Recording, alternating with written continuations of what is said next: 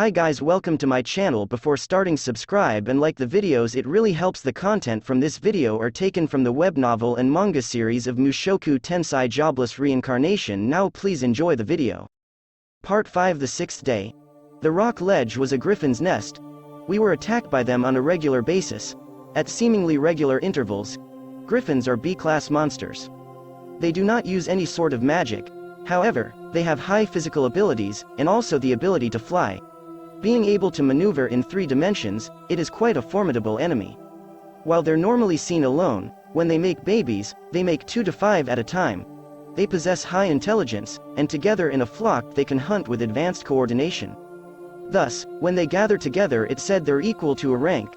That being said, they're no match for us. Being able to say that, I must be quite strong. It became nighttime. There was no presence of succubi. It probably won't enter a griffin's turf. Then again, griffins are acutely aware of each other's territory. At least for today, it doesn't seem like we'll get attacked by griffins from far away.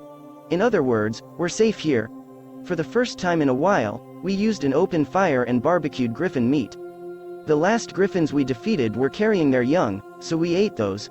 Whatever creatures they are, the meat of the young is soft and delicious. This is something like veal steak from a calf. As a person that's about to have a child, I felt a little sorry for them. However, this is life. Man is a living creature with ego. I have a little bit of knowledge with regards to cooking the meat of monsters. That's why I had brought along some seasoning. Unfortunately, the meat of a raptor doesn't taste good, but if it's mammal-like or bird-like like the griffin, I can definitely make it taste delicious. I had already started mixing the seasonings together. With kokori fruit, seeds of awazu, and dried leaves of abi, I mixed them with a 1:2 ratio, and pounded them into a powder. Licking some off my fingers, I felt a tingling spicy sensation. I sprinkled it evenly across the meat, and mixed it in. Then I sprinkled it with salt, then grilled it. Once the meat's surface has browned, I put it a bit away from the fire, then grilled it some more.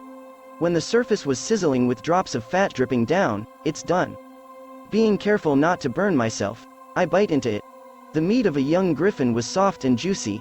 It had somewhat of a strange taste, but the spicy taste from the seasoning erases it. Of course, with this way of grilling, the heat won't get to the center of the meat. But that's not a problem. Once I see an undercooked portion after eating the surface, I just have to sprinkle more seasoning on it and grill it again.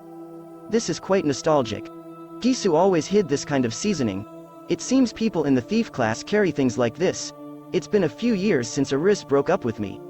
I've come a long way as an adventurer. I've mixed in with various parties. There would always be at least one person in the party that would produce this seasoning. A lot of the thief class did this. They look at trees and shrubs here and there, plucking off fruits and leaves, then saving it for later. They didn't use them just for cooking. There are monsters that don't like the strong smell of herbs and fruits. In case of emergencies, they can be used like insect repellent. When made into a powder, it can be used to blind them as well. I like your particular way of seasoning. Well, thanks. Elinalise was having poor manners, licking the fat off her fingers. That way of eating is something one absolutely doesn't do in town. When Elinalise licks her fingers, it's for something different. Like when she wants to seduce a man. Elinalise, you're not behaving. Oh, so you speak just like Zenith. My mother says these things. You're a girl, so you should be more careful, and other lines like that, with a bright red face. Elinalise was imitating someone's tone of expression. The image of Zenith was a bit different, but it's probably her. She too had a period where I didn't know her. And that Zenith is right now. No, let's stop there. It's better not to think things that'll make me anxious.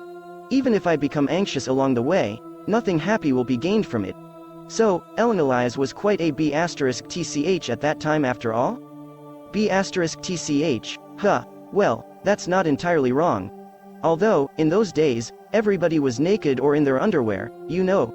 Even Ghislaine didn't know about the existence of brasiers. And Paul would ogle at her with his eyes. That Ghislaine was shameless. No, if it's that Ghislaine it might have been possible, and they seemed pretty distant.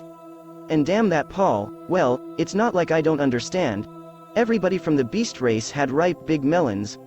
Come to think of it, when I first met Zenith, she was around your age. About 16 years old?